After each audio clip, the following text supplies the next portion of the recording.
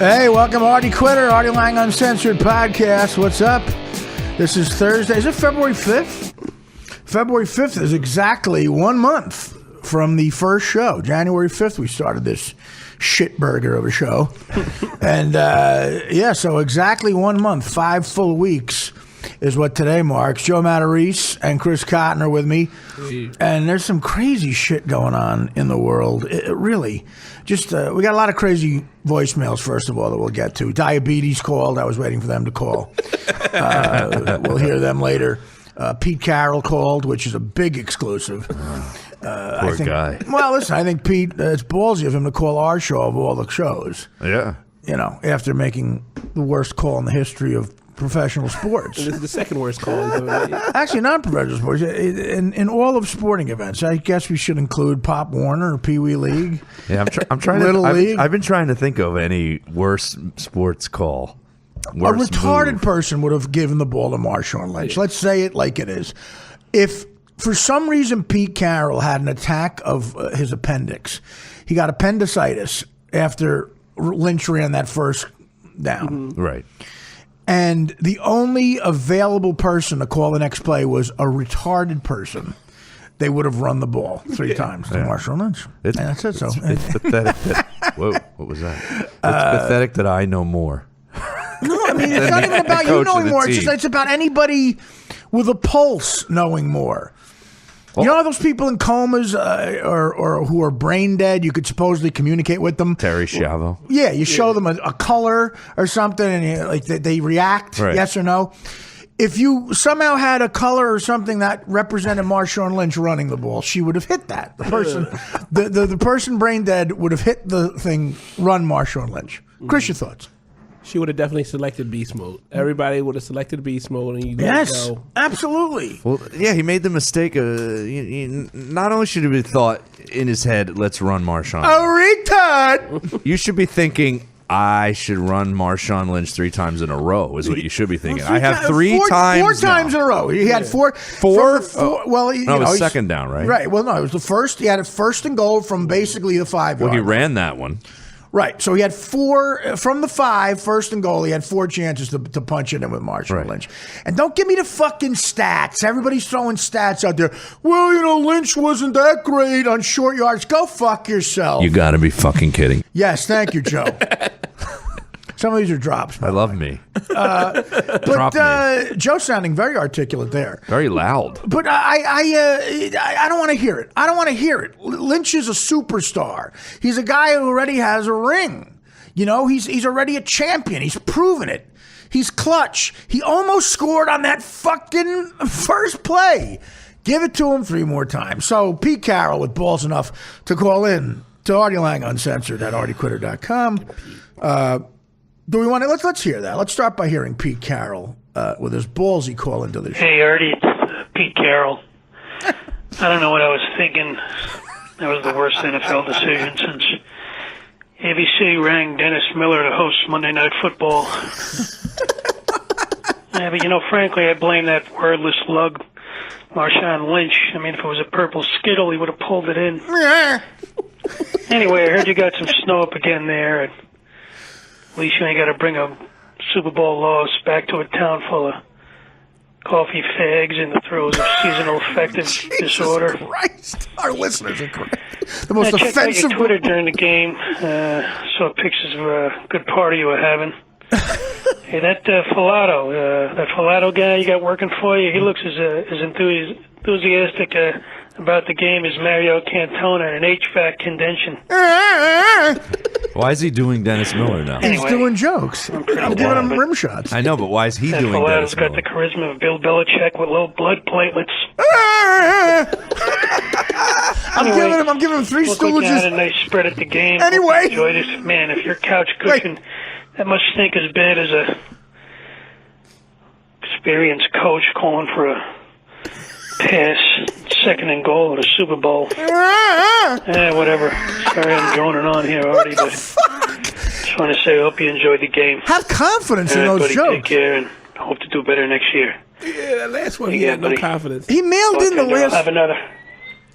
He mailed in the last joke. I mean, I kind of like the other ones. Marshawn Lynch, about all the enthusiasm. Bill Belichick with a high blood platelet count. I'm here so I won't get fined. Yeah, that guy was doing jokes. Anyway, that was Pete Carroll, by the way, doing jokes. Thanks, Pete.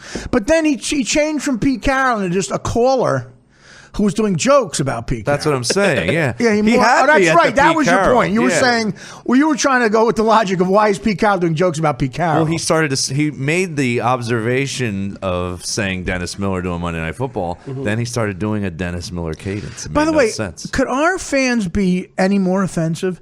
In 2015, they have no problem with fag, nigger. I mean, just in 2 seconds, just like he looks like a fag and a nigger and a fag. Yeah. Did we start that? No. It sounds like these guys. It's flowing off the tongue. It's flowing off the tongue. Have these always been your fans, Artie? Yeah. Have they changed? Sorry, I don't have Woody Allen's fans like you, Joe. No, The I'm just sophisticated fucking Harvard, MIT grads that go to a Matarese show. No, I'm wondering if your fans from DirecTV would you say are the same as these fans? I'd say part of them are, sure. Okay. Sure. So what are your fans like? I don't have that kind of thing. I don't have enough fans to know what my fans are like. But you're making it sound like I have like stupid racist fans. No, but the ones that are tweeting, I feel like are 95% I think racist. they're trying too hard to be funny and shocking. I don't know if they'd really are that way. Chris, your thoughts? I mean, as someone who could be offended, you're a fag. As someone who could be offended, I'm a fag. That's what. Slow Matarese doesn't really go with the racist I don't feel he's racist. probably our smartest, funniest fan. Meat cooking, just fucking.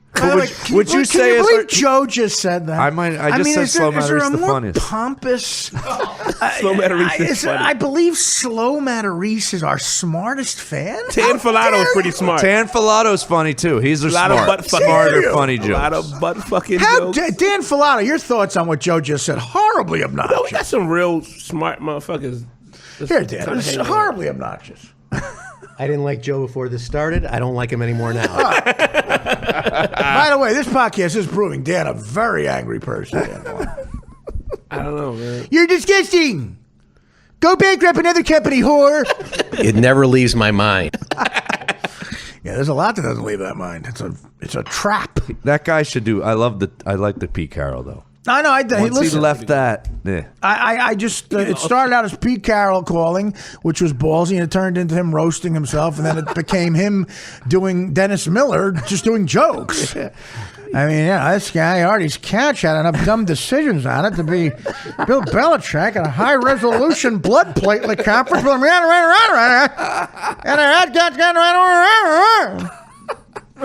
He sounded like Pete Carroll at the beginning. I love Yeah.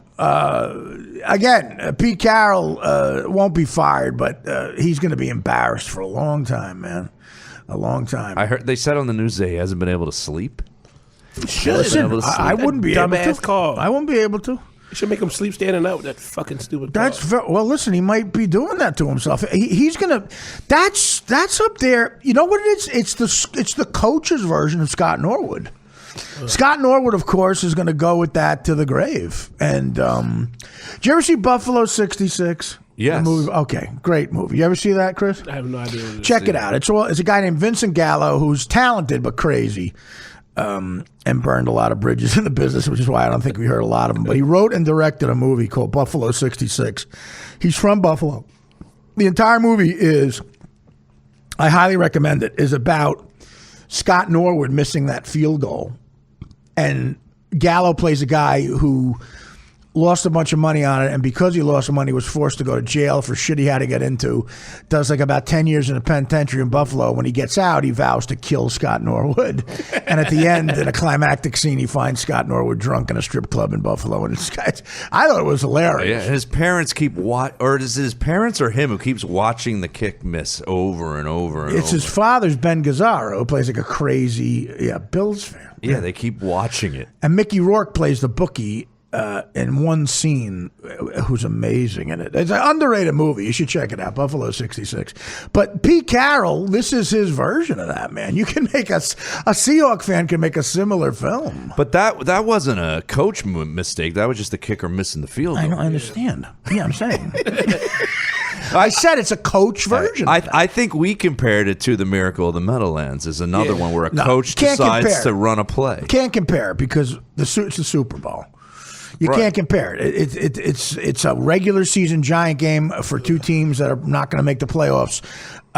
It marked the Giant franchise reaching the bottom of the barrel. Right. But no, you can't even think about comparing it because it's. One is the last play of the Super Bowl. The other is, a midseason game. Right. Just as bad a call, but it's not in the same league because of when it happened, the circumstances it happened. And Norwood is the player version of it because that also was the last play of a Super Bowl.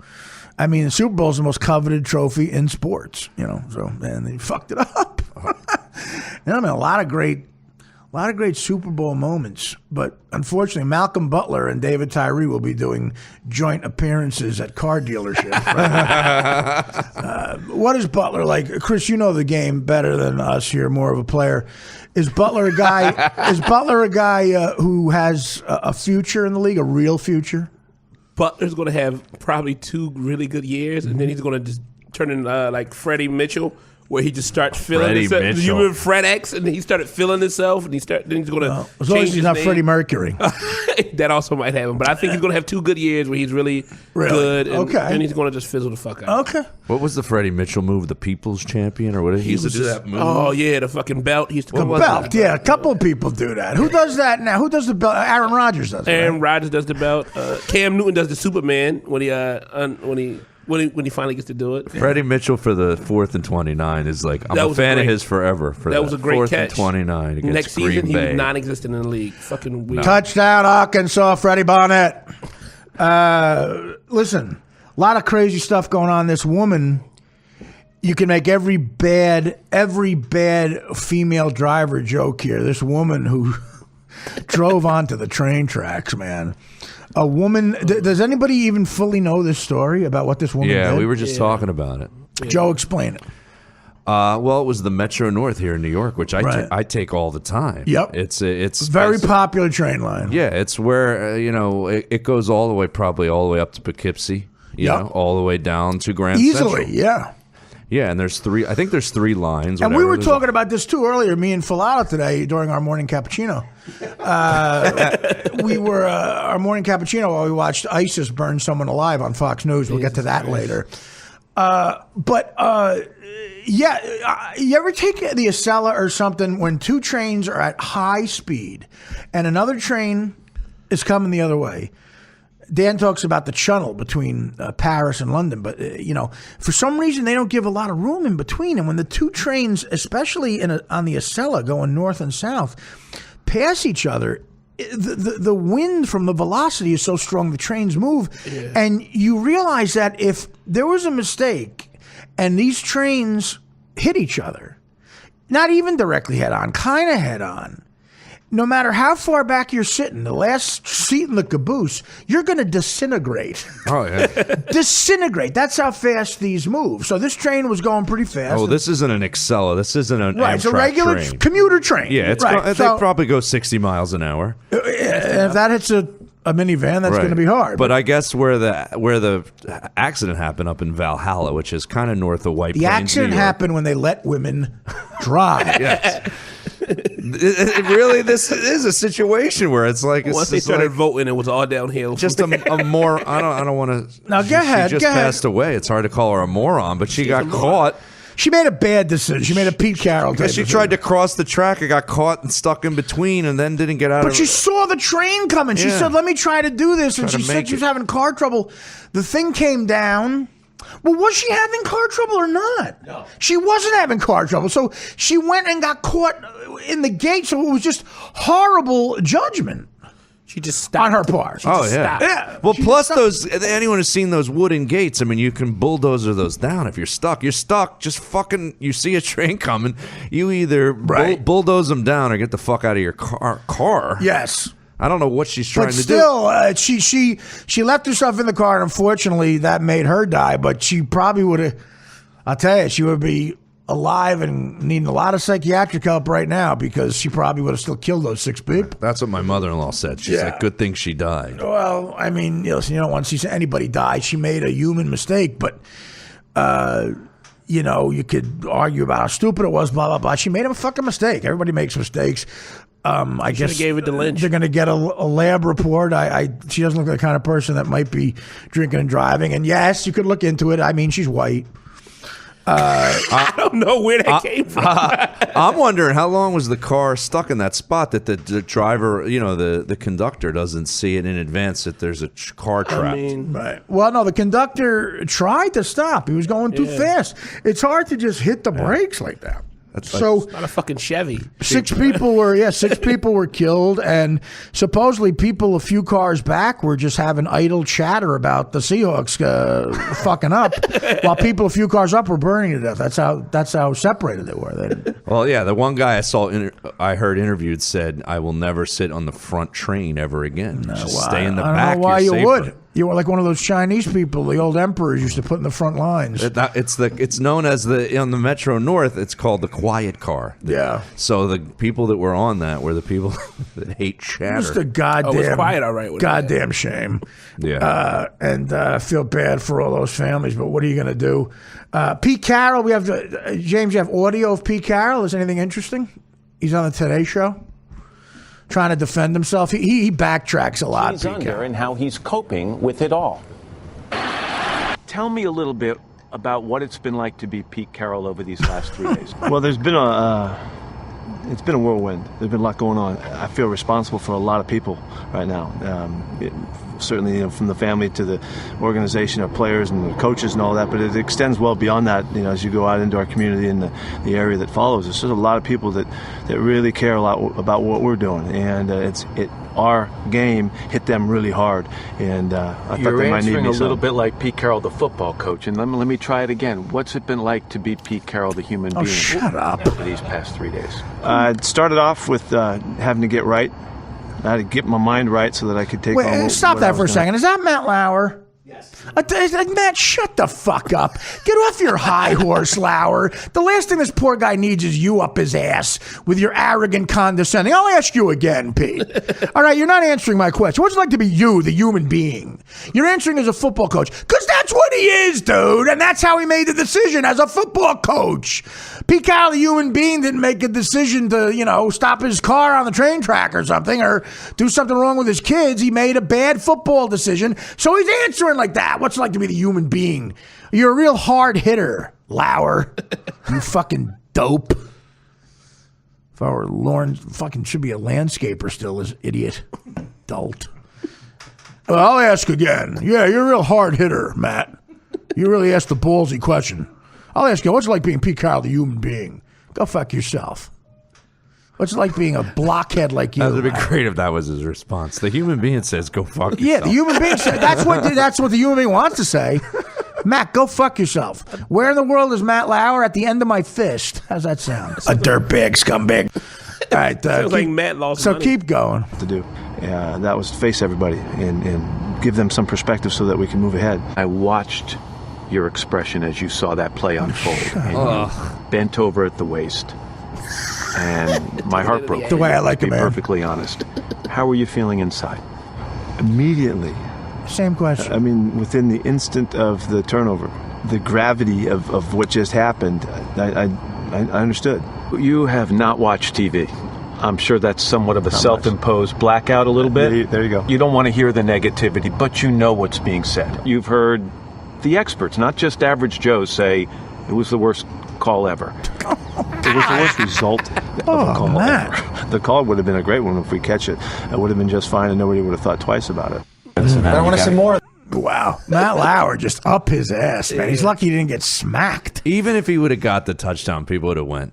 I'm surprised he didn't run. Yeah, but that would easily be forgotten, though. It would be forgotten, but people would say people would have questioned it as being dumb. Putting the ball in the air. I said this before.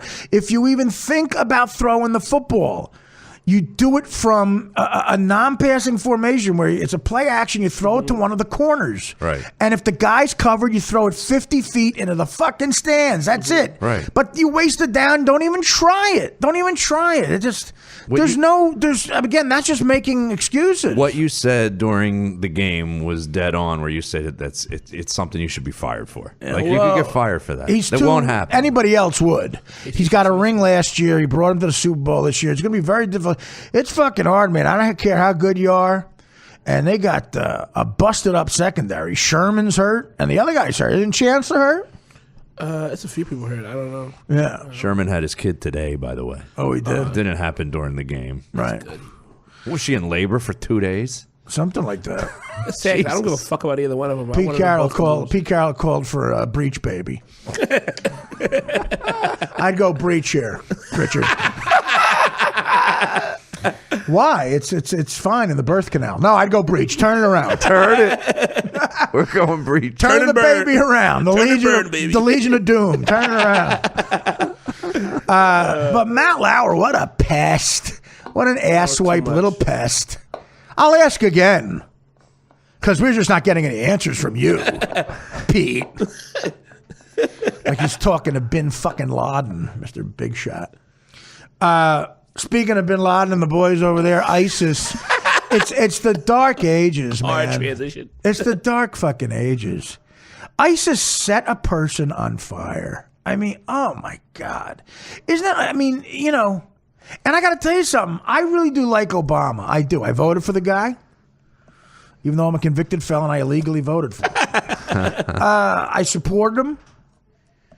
But, you know, no one wants to hear you, dude, invoke the Christians did bad shit during the Crusades argument. It was 600 years ago, man. You don't have to be that politically correct. Just say Muslims, these ISIS people, in the name of other people who are good, are destroying the reputation of a religion and doing barbaric things. Don't bring up what Christians did 400 and 600 fucking years ago, because no one cares about that analogy, Obama. Nobody cares. I heard him today. He goes, don't think we're innocent. 600 years ago. Dude, it was the Dark Ages 600 fucking years ago. They lit a person on fire a couple of days ago, dude. You're the president. Get up and say you're being despicable. Talk like that guy from Jordan, the Jordanian king. He's like, dude, I'm like Clint Eastwood in Unforgiven. I want to kill them all. Kill them all because they're fucking douchebags. Obama's being Mr. Diplomat. And I like Obama, but I don't know. I think he's letting some personal feelings get involved here. They're fucking up, dude. Because they sent people in. They sent their fucking squad in there to collect these fucking hostages, and nothing's happening. They're failing left and right. Listen, you can't negotiate with these people. It's very difficult. You might have to just admit, look, I don't know what to do. If anybody is dumb enough, if anybody's dumb enough to go in that region who's not in ISIS or an ISIS sympathizer, you're just putting your life on the line. And so not just your life, you're risking a death that's horrible. So you're saying I should cancel my trip? Yeah, I'm saying you should cancel your trip. Oh, fuck you! Unless you want to go as a hard-hitting reporter for the Artie Lang podcast. No, but I mean, like these people, just imagine, it's 2015. There's a group of people where if you fall in their hands and the only difference you have with them is you were born into a different religion. The only difference you have with them is you were born into a different religion. You didn't kill one of their family. You didn't steal from them. You didn't insult them. You were born under a different religion. You yourself might not even be religious. And you happen to fly in the wrong area. If you do that, there's people on this earth who can capture you and because of that offense and nothing else, burn you alive or behead you alive with a fucking knife on camera. That is just as grotesque as it gets. And you know, for Obama, God, he made me furious today. I watched his speech when he said, we don't get on our high horse, guys. Christians have done a lot of bad things in the name of Christ. Give me a fucking break. He's talking about the Crusades 600 years ago. Are you fucking crazy? And then he said, oh, you know, the Jim Crow laws in the 60s were in the name of Christians. Not the Christians I was fucking brought up by. The Ku Klux Klan are not Christ-like to me. They're fucking retards is what they are. They're just dirtbag retards. I don't care what they say. The problem is extremists going one way or the other. You're fucking losing. You can't be extreme anything. Yeah. You got to kind of realize, especially religion, you have different shit going on. Dude. Especially religion. Yeah. Well, I just saw the movie American Sniper, and there's was it good? I'm dying. It's really good. Yeah. And there's a reason why a guy can go over there and just be fucking killing people left and right, and somehow feel like he's doing a good thing. You know. Well, here's the thing. I saw there was a great interview with a guy who was like, it's like the second highest amount of kills sniper wise. Okay. I saw him on CNN. The CNN show in the morning where James Earl Jones overpronounces the Spanish woman's name where he goes, "You're watching CNN with Chris Cuomo, Melissa Fields, and Aguala Maratabara."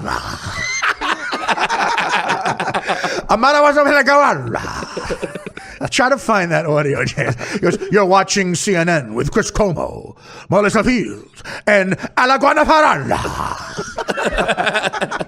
Alaguana de Farala. So they're interviewing like a sniper, and he's talking about, you know, how you feel when you kill somebody.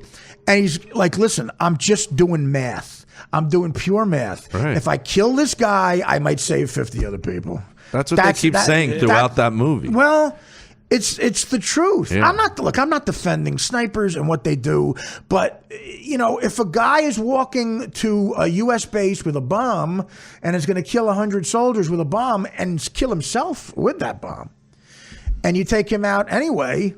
Now, that guy's gone anyway, and the 50 other people are alive. 100 other people are alive, so that is math. And they're such scumbags that they put the bomb on a baby. You know, they don't give a shit.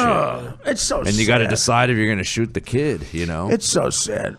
It's so sad. Did anybody else see that speech with Obama? Does that make you livid that he would talk about the Crusades? Yeah, that's ridiculous.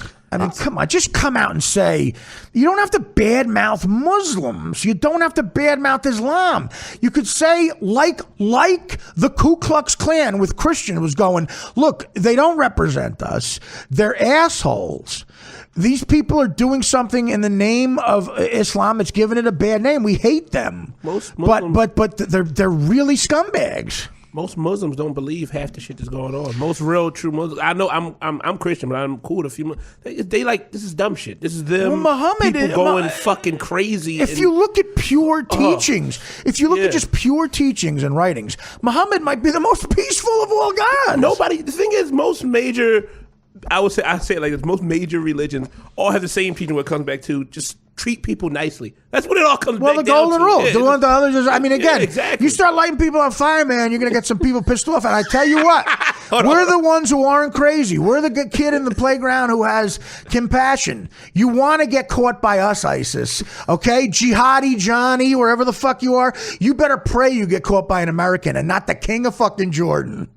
Because guess what, dude? You're not gonna make it. Ain't gonna be a fun death. It ain't gonna. You just set that guy's kid on fire.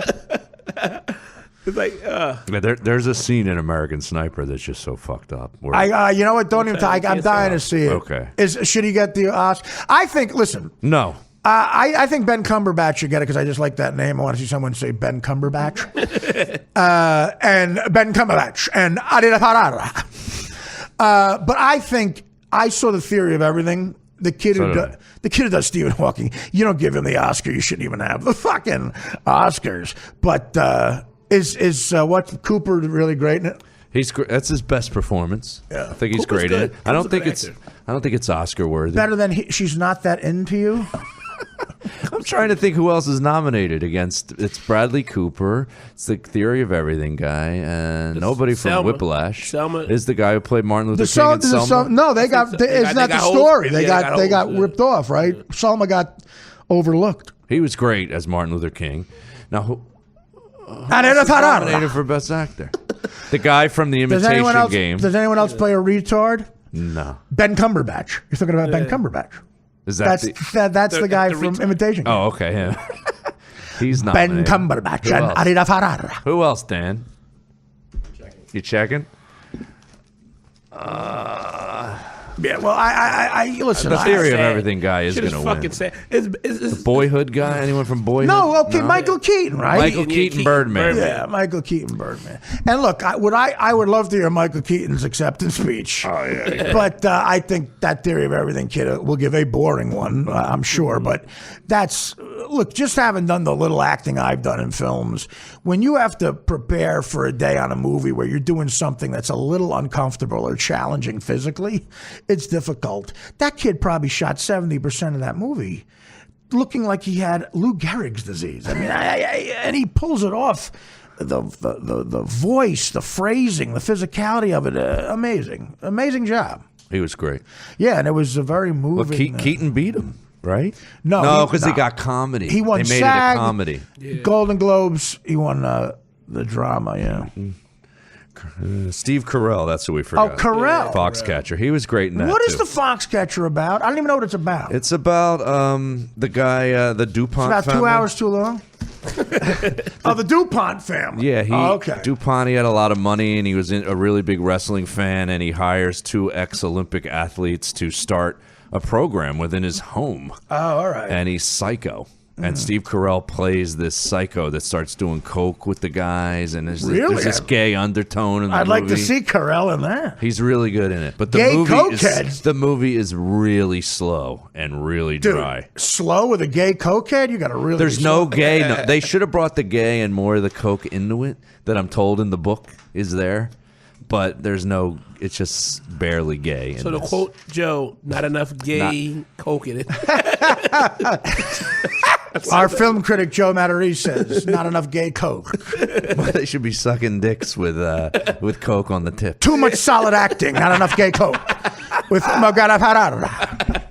But anyway, so I think, here it is.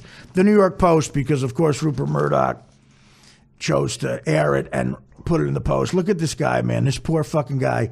There's a picture on page 8 of the New York Post of the guy halfway on fire, and it's the lower half, so you see his face. Let me see that. My God, I don't want to see that shit. Like, it's fun. Like I see it because it's just I can't. I don't know. What the fuck is wrong with people? Well, and it's too much information getting put out there. Also, I feel like the media is a piece of shit for even having that out there. Dude, you run the story. Rupert Murdoch's catching a lot of shit. They don't know what to do. These guys, beheading the guys are getting a lot of attention. It's too much attention. That's why they keep doing it. You're going to keep if you beheaded somebody and no one gave a fuck, you're like, this is. Well, we were making that point in this country. If someone runs onto a baseball field, a fan runs onto a baseball field, we don't put them on television. Yeah. If you blow up a train station, we put you on TV. It's not good, dude.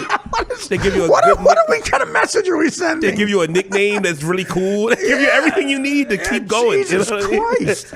That is crazy shit. The Grand Central Bomber. You're like, yeah, that's me, motherfucker. Yeah, right. Exactly. All right, we're gonna take a break. We'll regroup here. When we come back, we'll talk more about some crazy bullshit going on. There was a gay scene in the original Good Will Hunting script that they put in there to see if anyone was reading their script. That's funny. And I want to talk about the fact that Robin Williams, again, more proof that why even go through the trouble and the expense of having a will made up? If some whore you're dating can just say, he promised me over wine one day that I could have everything in the house. And his kids, even though they're meticulously promised in contracts made at the lawyer's office, all this stuff, he told me once, so let's go to court. And of course, they're going to court. Why make a will? Why have it? Why have it in writing if a broad can just say, he told me once over a goddamn Chardonnay in front of the fire? No, that's no. You know. I mean, because before the podcast started, we was talking about how I can't cry. I don't know what it is, people. I can't fucking cry. And this is fucking sad. Like, I'm getting so angry. I get angry. Like, instead of and this shit is fucking ridiculous. What's wrong with people? And this is why I can't cry, because no one really gives a fuck. Everybody's sitting there. Everybody's doing their own thing and fucking just, who's arguing over money? He's dead. Just take what the fuck you get and walk away. Money, though. They argue over money. Listen. It's controversial, I'm sure. It's all you got when someone dies, I'm sure. It's controversial, I'm sure, but his wife arguing against the kids, I am for lighting her on fire. Let's take a break. Back after this. Artie Quitter and La Parada.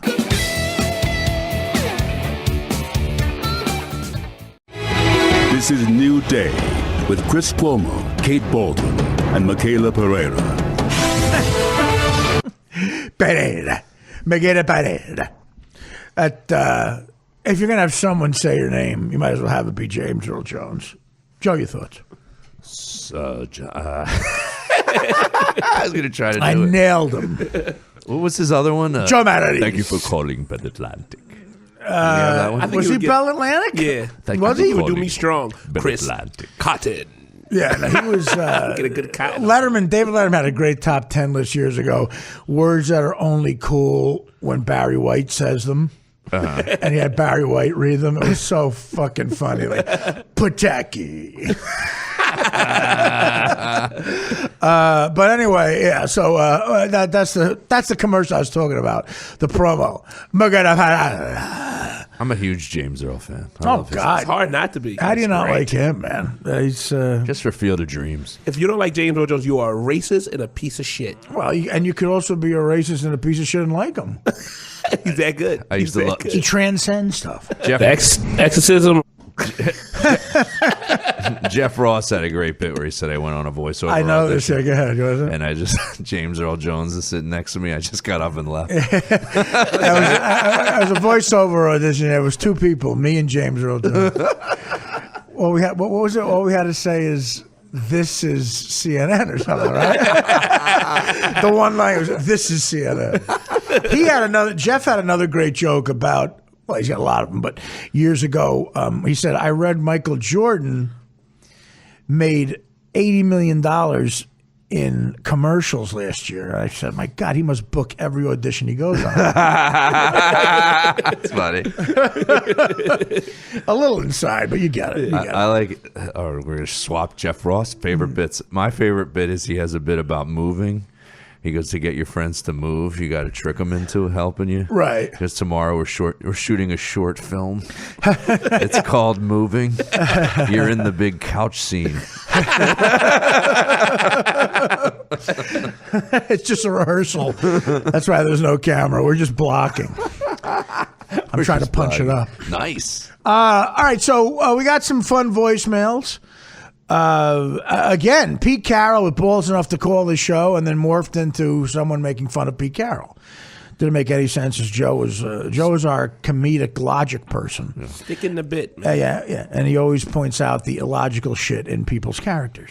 But Warren Sapp, of course, got into some trouble. Warren solicited a prostitute, supposedly. I smell entrapment. I really do. And, his nickname might be his last name as well. You never know. Sapp. And people say he assaulted someone. I hope that's not the case, and I don't think it's true. I think it's just Broad trying to get more out of him. But if it is true, he'll get no sympathy from me. Thank you. All right. Now, Warren, to defend himself, called this show, like a lot of people in the NFL will defend themselves. They call the Artie Lang Uncensored podcast. Here's Warren Sapp. Hey, Artie, it's me, Warren Sapp. I'd stop right Stop right there. He didn't even try. Dude, could you give a little effort? You piece of shit. Could you give a little effort on the Warren Sapp impression? Hey, it's me, Warren Sapp. And we still don't know who this guy is. There's no name. We don't know who he is, right? You just basically sound like the guy who works next to you in the other cubicle. Artie, this is Warren Sapp. You better have, dude, if that's your impression, you better follow with insanely great material. All right, let's hear. Hey, Artie, it's me, Warren Sapp. I'm over here in jail in Arizona, and I was hoping you could break me out or post bail. So if you can, let me know, man. I'm just over here. Had some trouble with some whores last night. You know that. These fucking whores get a little rambunctious. You got to calm them down with your fists. And over here in Arizona, they're a little bit gay with their laws. So I'm locked up. So if you can bust me out, Artie, I'd really appreciate it. All right. Hope you're doing well. Bye. So let me get this straight.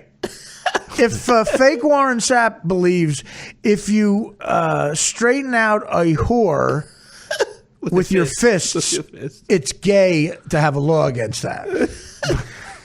But on top of that, we're his call. You know, we were his call. It was like, I get a call. Let me call. I was his call. The Artie Lang. Arizona has gay laws against this.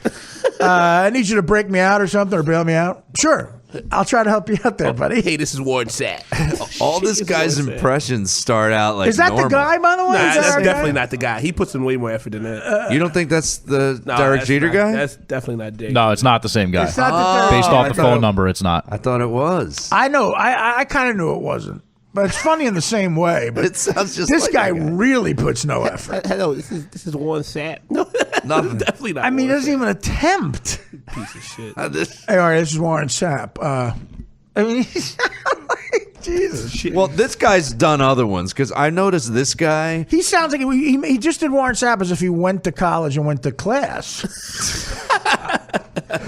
This guy starts out normal, and every one of his things ends with a gay slur and a Yeah. racial slur, Well, like right at the end. I think that's a common thread with our audience. Which I'm not arguing with. Yeah, we To be honest couldn't with you. I couldn't like it. narrow it down. I don't think. But they open nice, and then at the end they're like nigger. Yeah, just fucking throw it in there. Hey, it's Warren Sapp. How you doing, buddy? Can you get me out of prison? I'd literally like it. I'm a big fan of the show. Anyway, nigger fag. Listen, man, if the equation works, it works. Okay, nigger fag. The equation works. All right. So now, who else called? We've got a lot of them here. The Webster's Dictionary. Oh, the actually Webster's called. Dictionary called. I'm Yeah. sure they've got some notes. shit. They've got some notes on the This show. isn't going to be good. Yeah. Oh no, we're doomed. Hey Artie, my name's Webster. Webster's Dictionary. I'm a big dictionary, and I was hoping that you can give me to your co-hosts Joe Matarese and Chris Cotton because they're really fucking stupid, and they could use me. And my buddy Encyclopedia Britannica, he also would like to lend his services to those dumb fucks because they don't know half the shit that they're saying. So that's Encyclopedia Britannica and Webster's Dictionary saying we want you to give us to those dumb fucks, Joe and Chris. I get it. All right, Artie, take care. You got it, buddy. I think this is the guy, Chris, on Twitter that slams us for incorrect grammar Well, I and don't shit know in our tweets. I hate when people correct my grammar in a tweet. I'm on a treadmill, dude. I'm moving while I'm trying to write with a thumb. Maybe you should get off the treadmill before you tweet. No. Put a little effort into it. Tweeting's a lot of a comedian's life these days. Could you put a little fucking effort? I'm gonna be honest with you. I'm not doing anything. I just fucking miss. I'm dyslexic. It's a fucking fact. Right. So I miss shit all the time, and I'm fucking. I don't even. You too with your tweets? I'll tweet lose LOOSE. It should happen. But I thought loose that- is lose. To I me. thought at first I thought he was going to be Webster, the little black kid. I was hoping. That's what I was hoping That would for, be yeah. funny. But and hold on, nobody's fucking using encyclopedias anymore. What the fuck? All right, well, let's calm down. I If guess- you want to meet me outside, we can talk. There's a about lot of flaws. No, a lot of I'm gonna let every friend I have here that they gonna be like this. There's a lot of flaws in the bit. All right, so who else is there? Next up is diabetes. Oh, diabetes call. Thank God. Was that for me or Artie? That's for me. Hey, Artie, it's just me, diabetes. Watching the big game, and I'm thinking about you, man. Do me a favor. Put down the fucking pizza and Twinkies. Oh, come on. And pick up a fucking head of lettuce, you fat fuck. All right? Diabetes. All right, I'll talk to you later. Thanks, buddy. Diabetes, very articulate. Should be diabetes 2, right? Diabetes, no, one. 1. Diabetes is a Greek guy, by the way, owns a diner. Which is very ironic. You're diabetic as well, Chris? No, but I mean, I'm pretty Oh, what sure. the fuck? I mean, they probably down the street waiting for me. They Well, just you're tell young still. I wasn't. What are you, 28? I was 20 years away from diabetes at your age. Yeah. But thank you, diabetes, for calling in and warning me about the dangers of pizza and the positives of a head of lettuce. How are the levels, Artie? How are we looking? My numbers are good. My numbers are very good lately. Very good. So I got that going for me. What else we got? Johnny Foosball calling from rehab. Oh, really? Okay. I know Johnny. Hey, Artie. This is Johnny Foosball. And I say Johnny Foosball because I'm in rehab. And I didn't hear we've been playing foosball all day, and I'm the king of foosball. So now they're calling me Johnny Foosball and making fun of me for Johnny Pizzazz too. But Pause that's besides the point. That's why I'm drinking. I actually believe this guy. Yeah, me too. I think he's really there. Listen, well, no, you can't call out like this from rehab. But Johnny Foosball is huge in rehab. That's why I believe it is huge. But guys are like so immature in rehab. The drugs, I think, have stunted their emotional growth at the third grade because they still do that thing in foosball where they try to hit you in the nuts with the player. I got you. I'm like, dude, we're 48. We're 48. You got me in the nuts with the foosball thing. I'm playing foosball to forget I'm fucking here. I don't think I've ever played someone who's great at foosball. Like, is no, there anyone great? Oh, God, yeah. Players, It is pathetic. Game. It is pathetic that someone has spent that much time. But you never saw a guy work those things where they move them real quick? No, I haven't. Good. I know Flippin has, right? That's pretty impressive. It's very impressive. Yeah, some guys are really good at it. Because they play that like in the same way somebody might play pool at the bar. I'm too good of a pool shooter. Cards. Like, I've wasted too much time perfecting pool, which I could have done so much more with that time.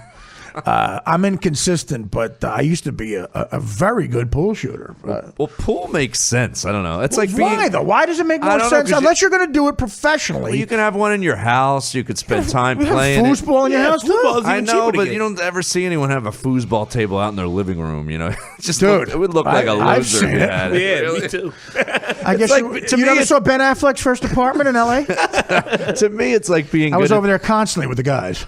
It's like being good at that golf with the wheel. What's that golf game where you roll the ball? Golden Tee or whatever. McGee. Faggy McGee's. I don't know what you're talking about. You go to all the bars have that. Oh, golf game. God, that's old. That's still. Did they you got ever see that, new Chris? As a versions of it. 28-year-old, you never saw that. What the fuck is he talking He's a about? black guy. You talking about He's not gonna shuffleboard? have a What the golf fuck? No, The but video golf. Golden Tee. Where you roll the white ball. We used to play it after the TV show. We would go out to the bar. And, Do you know what it No is? fucking idea what this is. Yeah. And I was an arcade dude. I mean, I'm an air hockey. I love air hockey. It's actually called ghetto golf. That's what it's called. Really? Yeah, absolutely. Like me and my buddies called it that. I don't know. Me and my family. I don't know if it caught on. Are you good at it? Ghetto golf? Yeah. Listen, I've golfed 4 times in my life. All 4 times I ended up shirtless, drunk, and throwing the ball by the 4th hole. And I never got into it in arcades or I never got into golf on any level. I recognize it's a game people love. And do you ever play golf? Do you ever get into I it? golf. Oh, you do? Yeah, I like golf. Are you good at it? I'm not good, but I don't suck. I'm like mid-90s. That's amazing. That's very good. It's not amazing. No, I'm saying, dude, I could not, and I have great hand-eye coordination with baseball and shit. That's my strength in sports, is hand-eye. I got a great outside shot in basketball. Right. I could dribble, I could catch and hit in baseball, and I could catch and throw in football. You could dribble in baseball? I dribble well. Yeah. While I'm eating a hot dog. But golf, I never got into. I just get bored. Mid-90s is amazing, yeah. Compared to what I would do, sure, right. Absolutely. You get bored even going to a driving range, just hitting a bucket of balls? That I've done, and I've enjoyed somewhat, but right. I've never done that. I mean to, but I don't give a fuck. Remember that Woody Allen had a good stand-up joke. My father was a very unsuccessful man. He was a caddy at a miniature golf course. So what is your arcade game? One of my favorite jokes for some reason. What's your favorite arcade game? What do you do? In the arcade, if you go, what the fuck can you spend 2 hours like a video game. I like pool. Would you consider pool an arcade game? It can be. It's an upscale arcade. What about you? I love shooting pool. They might. Do they have pool in those Dave and Buster's or something? Yeah, they got sure pool they do. Yeah, Grow they do. up. They do, right? Call Artie and see if he wants to go play hoops. Where is that one from? I could do it. Me and my family. It's 2 things we can do. We would literally, me and my family. Like I said, I was raised by mostly dudes, so we would either take over the basketball shooting thing, the thing that the hot shot, whatever it's called. We would either take that over or the fucking air hockey. No, like we would let nobody get in. It'd be like, oh, we're taking this table for fucking 2 hours. You didn't. Oh, that's right. What, you had old brothers and stuff. I got 2 older brothers. My dad primarily raised me, and I got all older cousins. Okay, dudes. I was the youngest. There was a time where I don't know what adult arcade it was, where they would have like a little half court in there, and you could play basketball. And that, to me, that was the most fun. Yeah, at a bar, I love playing real basketball. Like just wait, what do you mean, like real basketball? They would have like one hoop, and they'd have a half a court. They'd have a little half court and fenced in. I remember guys would play. I never saw that in a sports. Yeah. They had an actual half court where you could play like a 2-on-2 basketball game? No, it was smaller than that, but you could play 1-on-1. Dude, I would love that. I mean, you're not talking about one of those Coors Light, like in the net, like shooting the ball. No, a real basketball. A real basketball. In Philly, I remember. Do you remember Philly when you're young? You're not going to remember. There was a place called Michael Jack Schmidt's. Yeah, and it was dude, that had a comedy club. In it did. I did stand up at Michael Jack Schmidt's. Michael Jack Schmidt's. Yeah, it was on like 8th and Market in Philly, right in Center City, and I think they had a basketball thing. There are a bunch of places in Chicago that have that what you're talking about. Yeah, they have a big net and a regular basketball net. Right. And it's just to settle bets, I'm guessing. There's nothing better than bars where you could be drinking, playing something you shouldn't be playing, drinking. Drinking adds fun to everything. I used to be driving before everyone got uptight about it. Pool, I mean, nowadays you go out, you have 10 or 11 shots of wild turkey. Everyone wants your fucking car keys. But pool, you can play drunk. Pool. Again, I love 9-ball. I love 8-ball. I love straight pool. All types of pool. We should go out and play pool.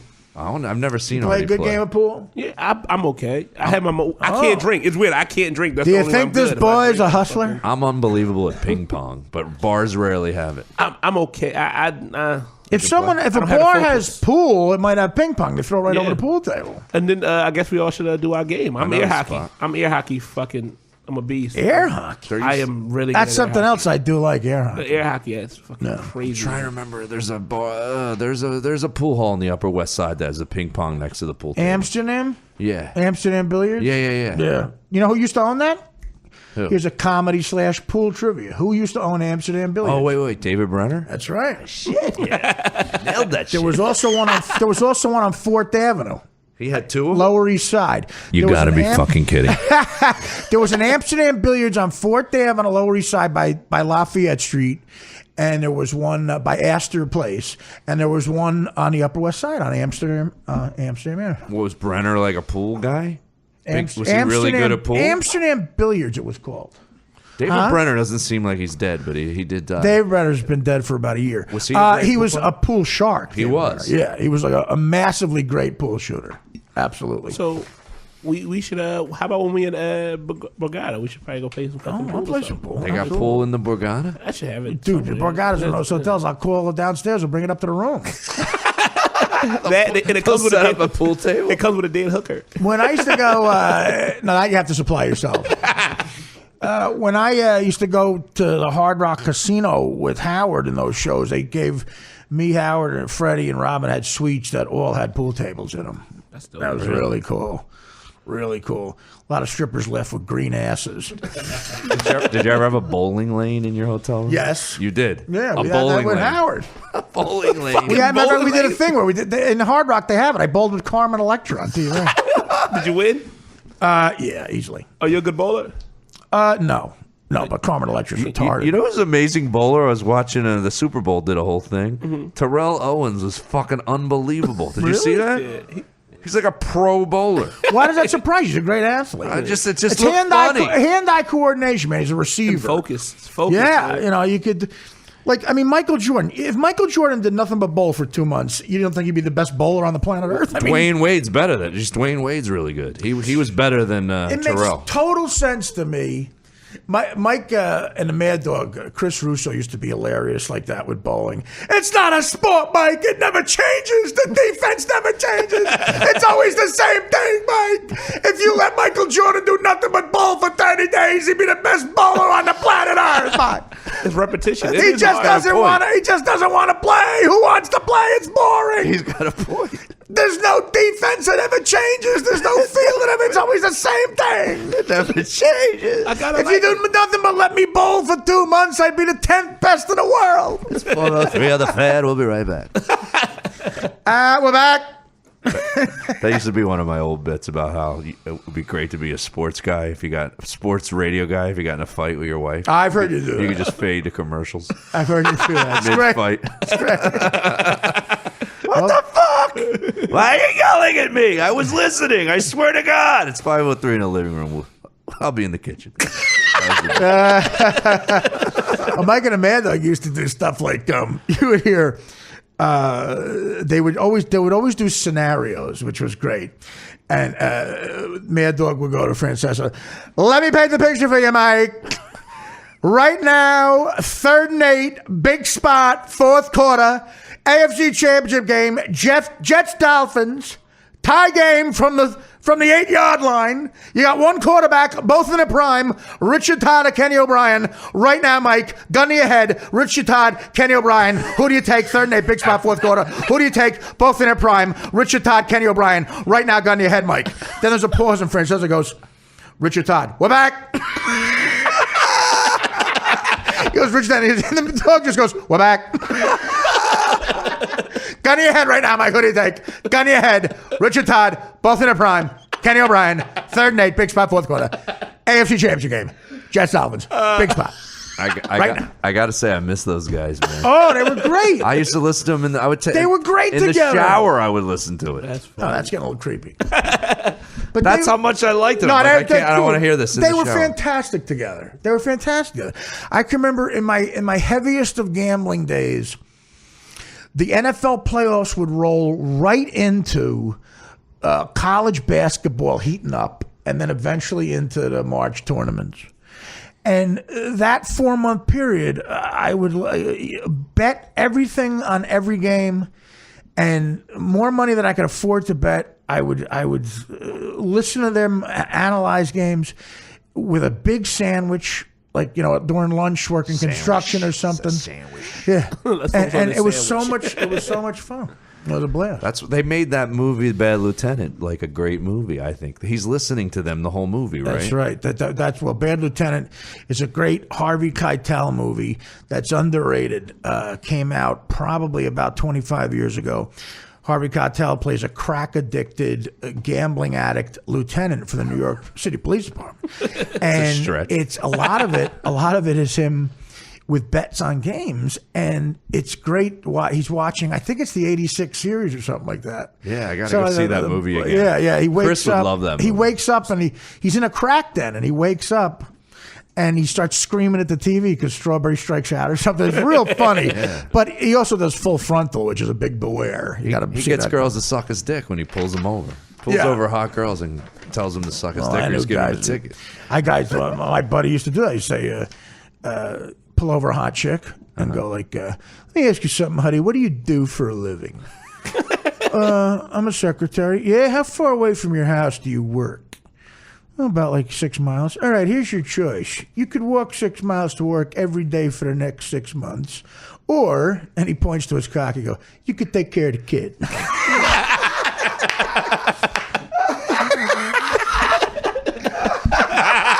Safe to say he didn't get his pension.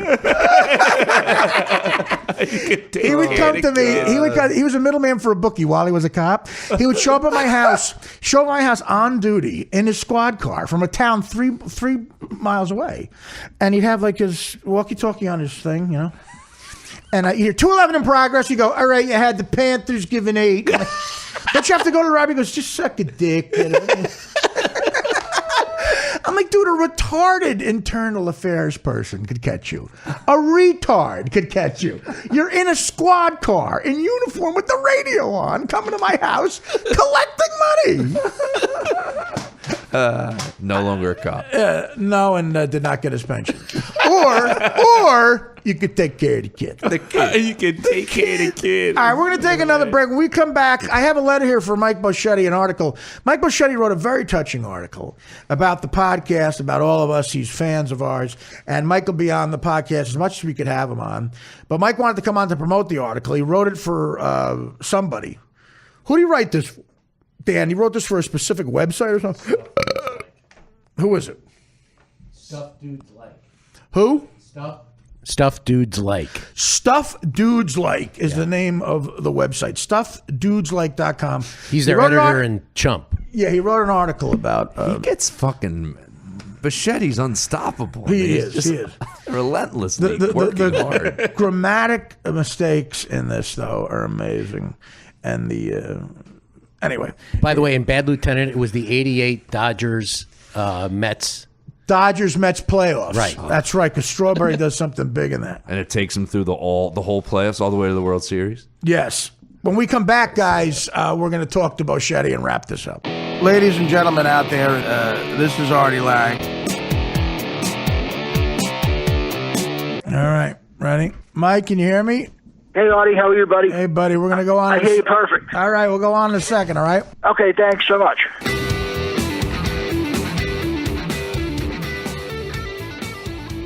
Hey, welcome back to the Artie Quitter, Artie Censored on Live podcast. One of my favorite human beings is on the phone. That's right, Conrad Hilton Jr. Of course, it's the great MikeBocchetti. Mike just wrote a wonderful article about this podcast for dudes, stuffdudeslike.com, a great website. Oh, no, what? No, it's for the intro bang, actually. I'm sorry. It's for intro bang. I was given bad information. That's okay. And what's intro bang? It's a site that's pretty good. They have all great people on there. Ron and Fez are part of it. Ron and Fez. Oh, yeah, I heard of that. Okay. Yeah, I gave my Super Bowl predictions. Of course, the one that was right. Oh, God. It was fun, though. I wrote an article about you, Dan, Chris. I know. I just read it. And, well, of course, MikeBocchetti. Welcome to the show, Mike. Yeah, what up, Thank Mike? you, Art. What's up, Hey, guys, Mike? what's going on? Hey, Joe. Hey, buddy. Hey, where's Dan? Is he drinking coffee? Hey, Mike. He's here. Hey, Dan. So, Mike, I was thinking of you. Being a heavyset gentleman myself, I don't cut my toenails as much as I'd like to. And I just did this morning, and they were very, very abnormally long because without a living girlfriend anymore, I let myself go even more. And it really got circus-like grotesque, the length of my toenails. And because it's hard to get down to them with my gut in the way. And it took a while. And I thought of Mike, and I thought of how long your toenails must get, and how often do you cut your toenails, Mike, and how long do they get? I wear shoes all the time and slippers, and socks. That's not the question. That's not the question. The question is, how often do you, if ever? Okay, so what you're saying is, are you saying you never cut your toenails? Well, I let them fall off and grow naturally. Oh. Bingo! That's the jackpot answer we were looking for. Fall off. On Artie Lang's grotesque comedian friends. How do they fall off? What do you mean, Mike? Eventually your feet are going to fall off, and they're not going to grow back. You just let your toenails fall off? No, I'm only kidding. You're not. No, you're not. Dude, you're not in an ISIS prison camp. You could cut your toenail. I know, but I'd rather. It's easy to cut the thumb, not the thumbnails, the regular. Your regular nails. Of course, it's easier to cut your fingernails because they're on your finger. Your toenails are difficult, but God does this. God presents you with little grooming challenges where He wants you to live up to the challenge and maybe exude some effort and fucking cut your toenails. Joe, by losing all the weight into it, I can wipe my butt and see my penis again at least. But that's what I mean. You just lost all this weight and you look fantastic, by the way. Thank you. Why don't you use that flexibility to cut your toenails? It just doesn't make any sense. What about you must be constantly getting laid now that you lost the weight? No, I'm still the same guy on the inside. I need you guys to man me up. Well, man you up or girl you up? You want a chick or a guy? No.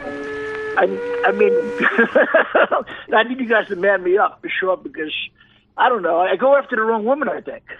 What woman is that, breathing? I was going to say, Eddie. What woman do you go after, Mike? I don't know what. I like them a lot younger than me that are hot, you know what I mean? And, that is not always good. Younger and hot. Yeah. Well, listen, you should. Have you tried older and grotesque? I don't want anybody driving a station wagon. I understand, Mike, but you sound very uppity, very condescending, a little too choosy. Mike, you're a stand-up comic who makes 4 figures a year. And you're obese and you let your toenails naturally fall off. Well, that's not exactly the definition of most women's dreamboat docking in. Well, I used to be obese, but I'm I chilled out. No, you look great. I must say, you look good. You do. Yeah, we're working out all the time. It feels good. And you work out with a hot chick trainer, right? Talk about this. Oh, Irene, she's a good friend of mine. She's married for a long time. She's very close. Well, no one's asking about your love life with her, Mike. I'm not saying you're having sex with her. I'm just saying that's a convenient excuse she has, though she can get out of fucking you. But I'm married. No. That would never happen anyway. She's just a great friend. You know? All right, so you're not going to take advantage of her. You're not a cad.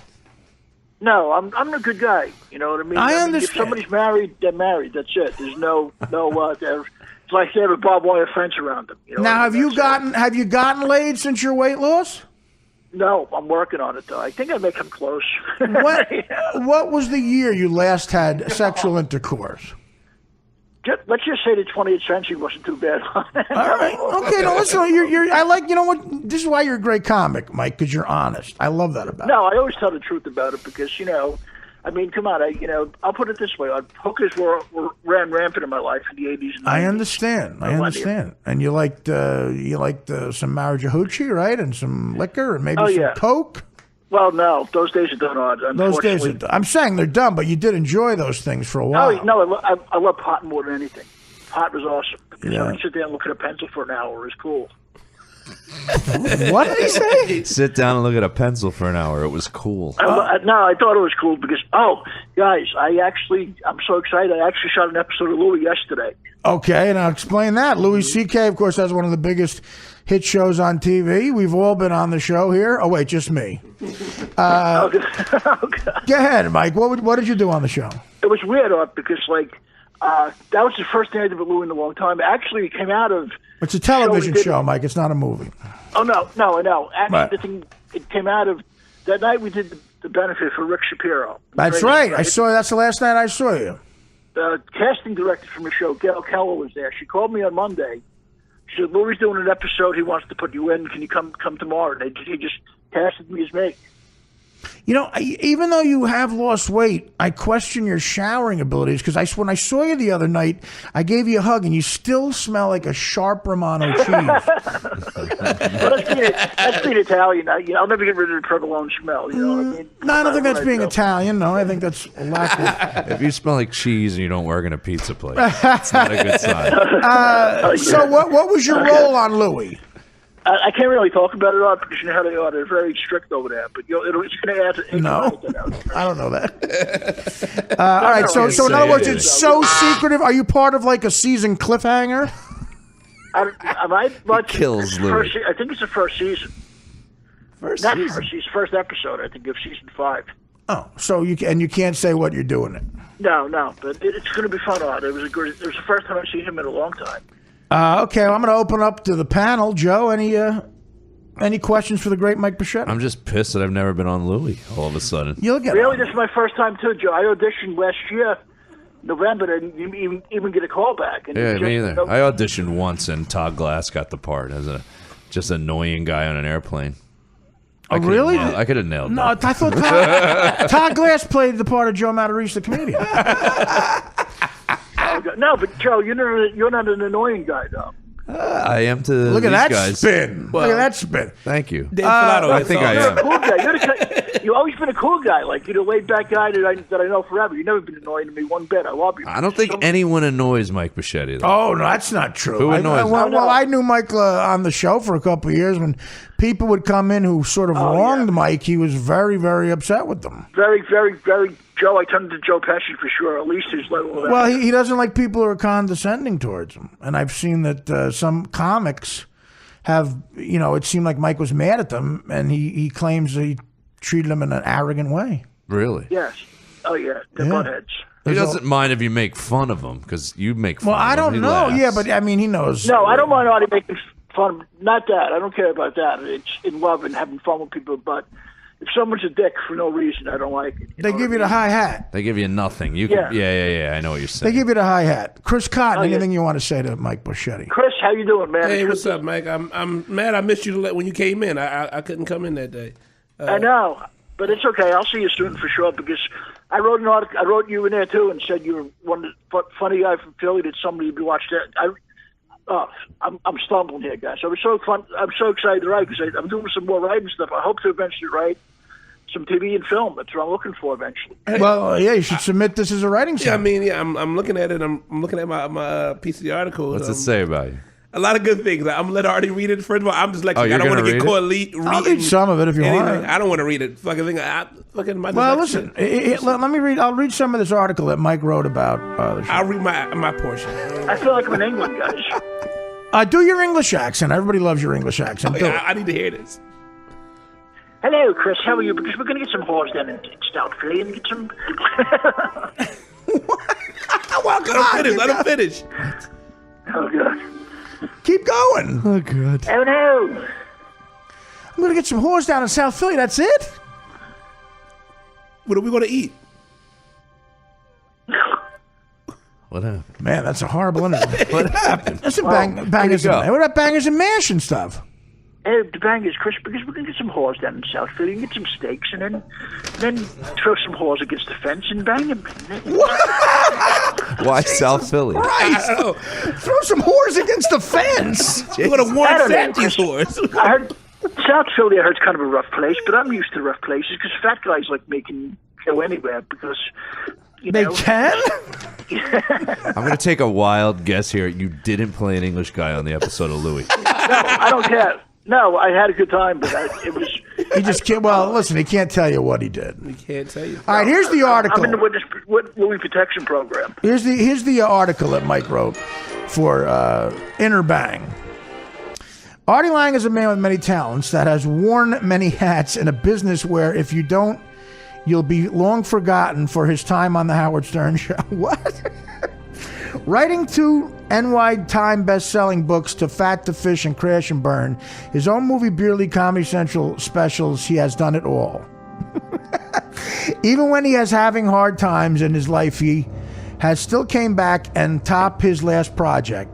The Artie Lang Show was on DirecTV for 2 years, period. Artie has entered a new domain now that the world of podcasting, period, although still in its infancy compared to TV and radio, is very popular. Really? With the likes of Adam Carolla and Mark Maron and a lot of people in between. I think his podcast, Artie Lang Uncensored, has hit written all over it. How about that? Mm-hmm. Not only with his years of talent and experience and millions of his fans, is Artie at his candid best, besides Artie, period. Another driving force of the show is his producer, the great Dan Filato, spelt like fellatio. A veteran producer and great talent, Dan worked for the legendary Steve Dahl in Chicago, and because of his ability as a producer and all-around good, Dan has befriended the likes of Harry Eater and Bill Murray, just to name a few. By Harry Eater, you meant Shearer, right? Yeah, I spelled it right, don't I think? It says Eater, okay. Harry Eater. Period. Dan is a guy you want on board. Any successful show he proved. That on the Artie Lang Show, besides Dan, another comedy gem is the great James Flippin, who is not only a great on-air personality, but a brilliant board operator who created many comic moments on the Artie Lang Show on DirecTV. Rounding out the cast, our veteran comic from America's Got Talent, Letterman, and his own podcast, Fixing Joe. The great Joe Matarese Show is a great part of the show. He is quick, great to listen to, has great stories, and bring a lot of the comedy table.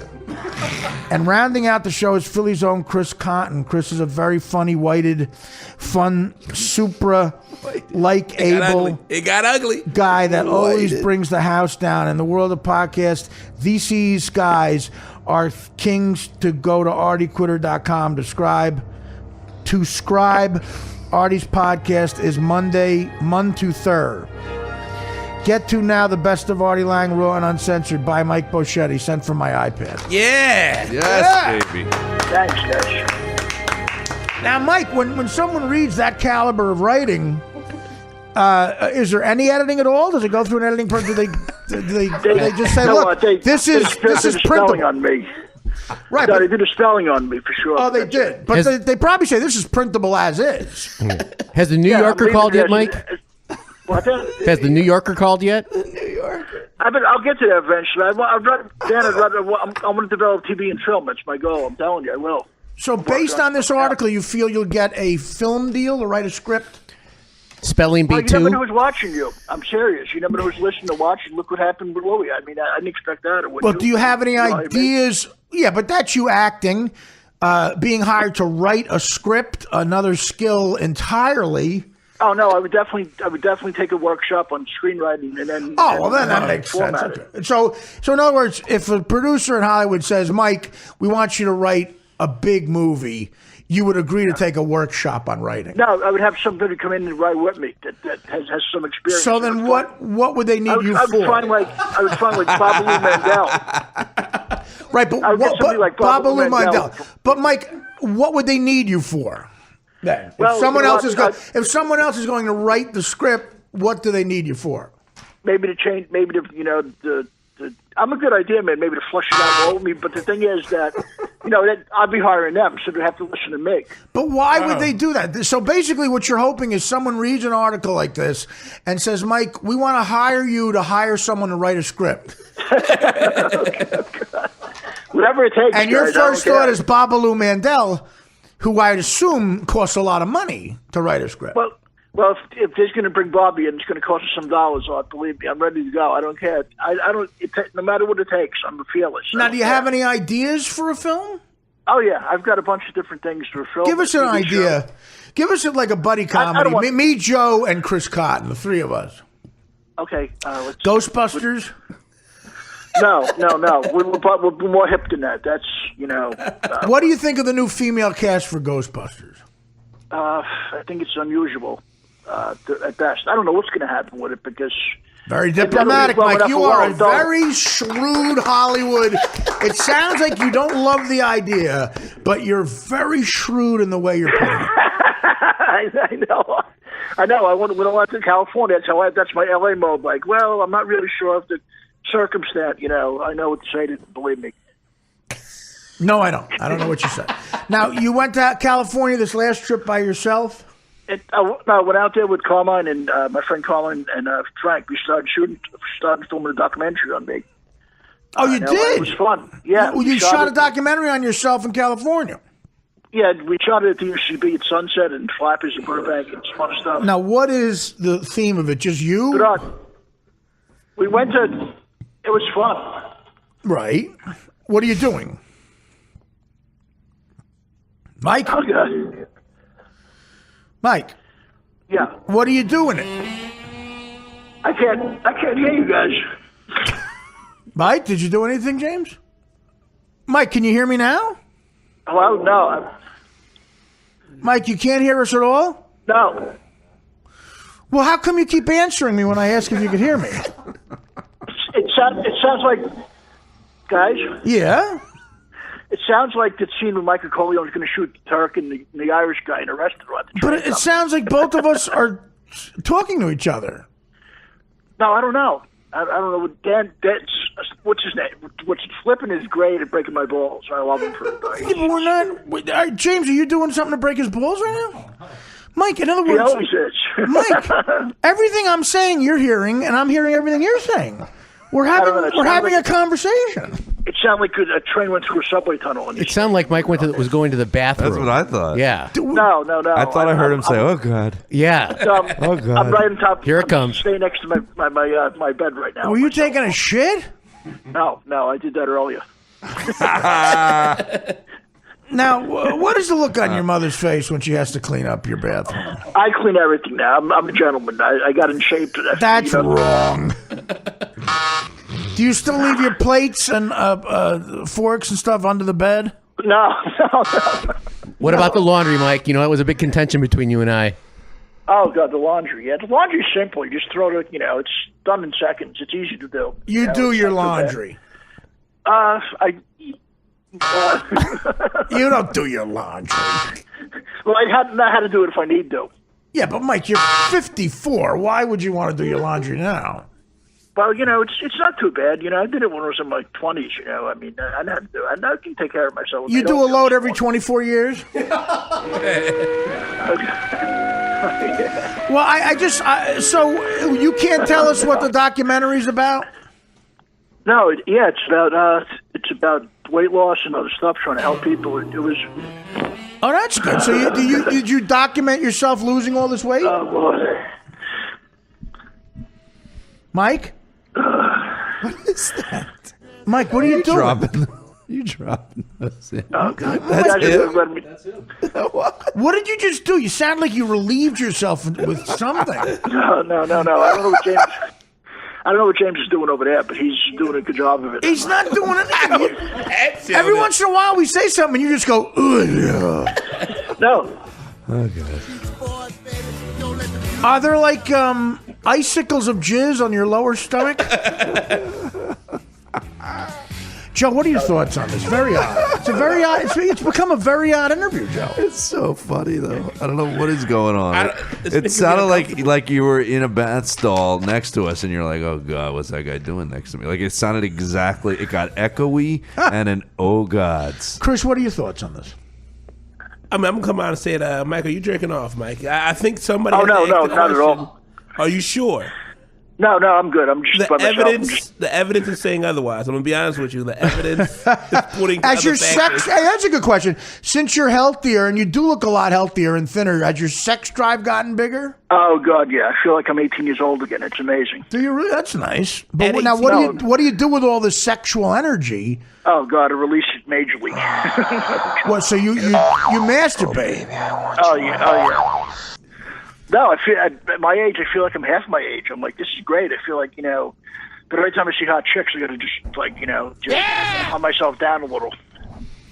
What would you consider? I know you want to be a TV star. Would you consider, much like Bruce Jenner, changing yourself into a woman to get on television? No, I love myself as a guy. No, I can't. Do you think that's disgusting? I don't want to burn in hell for it either, really. Yeah. Do you think he'll burn in? You think Bruce Jenner will burn in hell? Well, God wants you to be who you are. You know what I mean? He didn't want any alterations. Okay. He would have made him a woman if he wanted that to happen to him. So you're very against this, religiously, morally? Well, that's his choice, really. But let God, put him where he's going to be someday. I don't know what to say. Okay, very interesting. Mike, what about when you dye your hair? Do you think God looks favorably upon That's right, changing Mike. your Good point.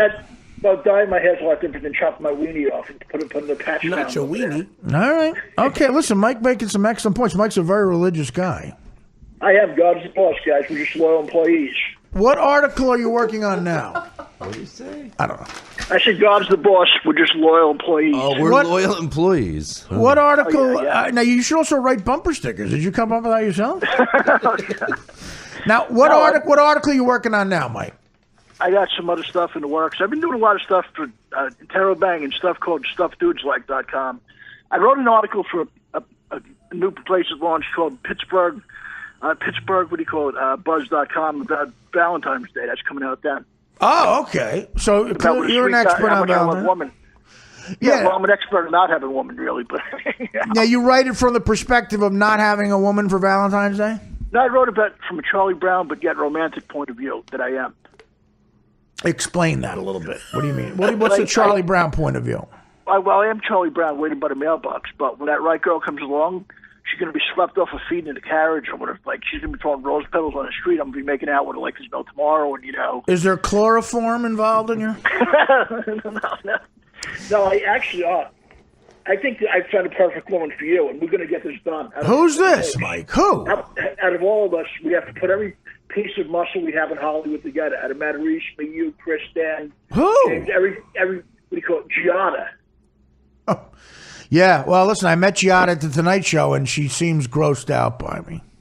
No, women do that to just see what you think. No. Look at a young Tony Francioso over here explaining women. Is Giada single? Giada just broke up with her guy. She just got a divorce, and I don't know if you noticed on the Tonight Show we had a connection. She cooked, and I ate her food. We're going to make you sing her an Italian love song. Matarese, we got to get him going with this because, Dude, I'm not the one. I mean, I'm fine. Compared to you, quite frankly, I'm like goddamn Don Juan. We got to get you laid. I know. I'm working on it. I just want to have the cash, though. I want to be able to, Well, you don't need just the cash. You want to get a hooker. I'll get you a hooker. Anybody can get that. I just like having the money to go out with cool chicks and just have fun. And, you know what I mean? Well, you should go out with a chick where it's not all about money. I think I do agree with you when you look like me and you. I'm lumping myself in this. We got to liven up the conversation, and we got to buy him a nice piece of veal. But Chris Foley did great with a woman, though. Chris Foley? Farley. Oh yeah, Farley. He's a regular George Clooney with women. That's why he was. That's why he was so happy when he died, with a whore and a heroin needle next to him. Chris, I happen to know Chris. Chris was probably you could make an argument that Chris Farley was the funniest person who's ever lived. Oh yeah, a comedic genius, and yes. I got to know him. I shot the last film he ever made. I worked with him, and I hung out with him briefly before, during, and after that. And Chris was a very sad man, and I think a lot of it had to do with not being accepted by women. And I think women broke his heart because they're all slutty, fucking bitch, cunt whores. Yeah, but I thought he had like MTV models and things like that. No, believe me, nothing substantial to it. Nah. No. Chris was a very lonely guy. It was actually sad. Funny, most talented guy ever, but very lonely. Yes. So don't model yourself after that. I thought women would throw him. I mean, he was that but funny. That doesn't mean anything. That doesn't mean anything. Oh yeah, women are always saying they love funny. They love funny guys. They don't love funny. They love money, or if you look good. They're very shallow. No, like men are shallow. Look, human beings are shallow when it comes to the sexual attraction. I'm the same thing. When I go on Twitter, I'm faster than Jesse James and the trigger finger. I know that. Believe me, I know you're probably shallow. No, I'm super shallow. I'm shallow. When it comes to like Twitter, I'll be on there and be like shooting like Jesse James. Like, no. Great story about Chris Farley that I heard from a former writer at SNL. Chris Farley was dating this smoking hot chick who was an assistant of Lorne Michaels. He always had these cute blonde assistants. Whoa. And she was his girlfriend. And he was way into her, like in love with her. And she started dating Steve Martin behind Chris's back. Oh, no. Everyone knew about it except Farley. And Farley got wind that she was cheating on him, but didn't know who she was cheating on. Just figured it. I heard it might be one of Lorne's rich friends. Didn't know who it was, but it was Steve Martin. So it gets to like the boiling point, and Farley walks into Lorne Michaels' office, and Adam Sandler and Spade and Chris Rock and maybe Norm or Fred Wolf, a great writer. I think it was them outside the office, and they hear this conversation happening. All of them know it's Steve Martin who she's dating behind Farley's back. Farley doesn't know. He just knows she's cheating on him. So this is the conversation they hear. He's screaming at Lorne Michaels, and he says, finally, well, listen, this guy may be better looking than me. This guy may be richer than me, but there's no way this guy's funnier than me. And all of them just burst out into laughter. Obviously they picked the one guy that might be funnier. I think on the funny scale, Chris Farley's way funnier than Steve Martin, but the fact that any other guy, he'd be right no matter what. But he picks the one guy. There's no way he's funnier than me. And it was Steve Martin. Steve Martin, like a legend of comedy. A legend. No, he's going, that's like, oh, God. I mean, and supposedly all the guys laughed. I was told that by one of the guys. Hilarious. He may be richer than me. He may be better looking, but there's no way he's funnier. Do you think he meant that as funny? Or no. He seriously said that? That's what was funny about it. They were all like, Chris, guess what? Check on the third one as well. It sounds good. No. So, but anyway, in my opinion, Chris Farley, way funnier than Steve Martin. Way funny. Just pick up Cheaper by the Dozen 2, and you'll see who's funnier. Well, Chris would have had. I think if Chris would have had a longer life, he definitely would have been. It would have been running. He wouldn't have been that far behind him. I don't know what you just said. Listen, Mike, thank you so much for coming on. But you got to, hey, Mike. Yeah. You got to come in live one day again. No, I will. Just let me know ahead of time. I'll be there for sure. What do you want to plug, buddy? Plug something. I'm actually going to go to what do you call it? The Interrobang, INTROBANG, about all his article and stuff. StuffDudesLike.com, Pittsburgh Buzz.com, and I'll be at I'm doing a Jewish temple Saturday with.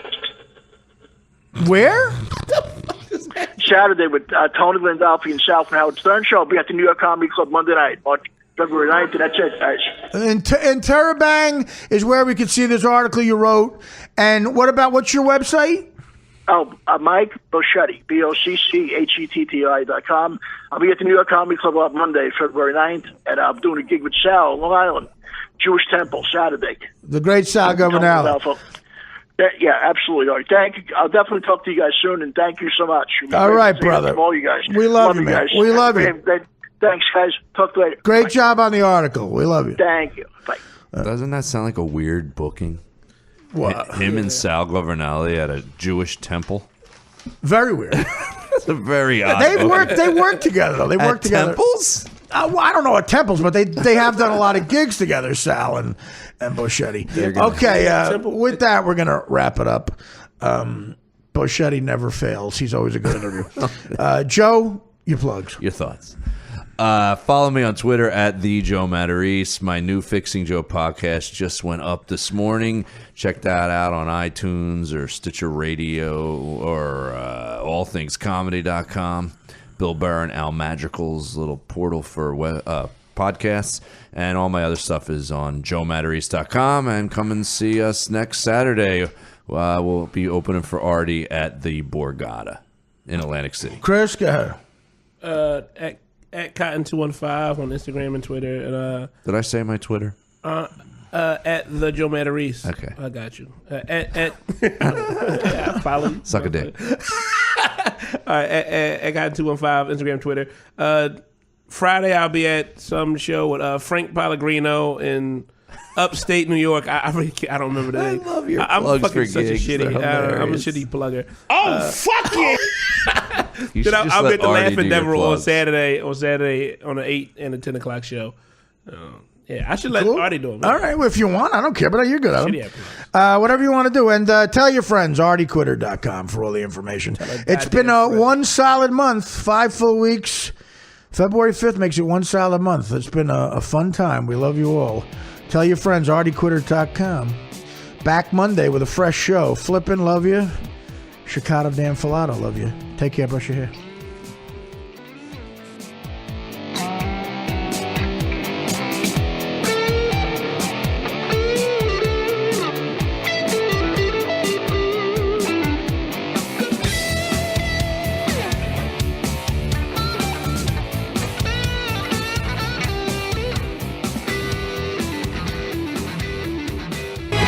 This is New Day with Chris Cuomo, Kate Baldwin, and Michaela Pereira.